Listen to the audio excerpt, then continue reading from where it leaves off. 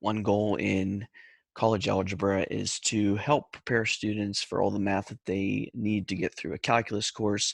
And one of the really important numbers or constants in calculus is the number e. So in college algebra, and actually algebra 2, you're introduced to it. In college algebra, you work with it a little bit more. It's called the natural exponential function. F of x equals e to the x is your natural exponential function.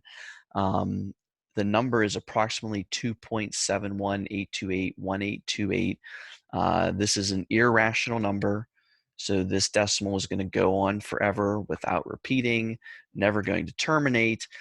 Even though you're looking at a letter here, the letter E, do not think of this as a variable. This is the constant. It's a number, not a variable. It comes up in many applications, from compound interest to population growth to physics, statistics, bacteria, radioactive decay. It has many, many real-world applications, and the reason it comes up so often is because it is the natural language of growth.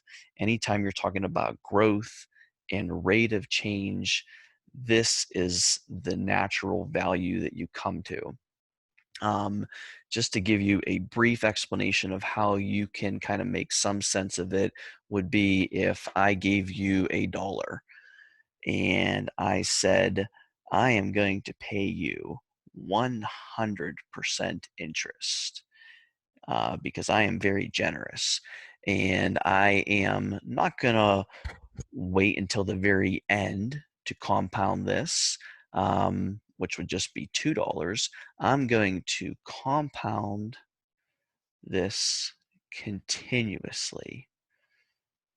So imagine, and this is going to be over 1 year. So my time period is going to be 1 year. At the end of that time, if I compounded continuously over the course of a year at 100% interest, at the end of the year, you would get 2.718281828. And if you want to calculate this number yourself by hand, here's the formula that you can use. It's 1 plus 1 over n raised to the nth power. And what you want to do is you want to pick larger and larger values for n. The larger the value you pick here, the closer that you will get to this number.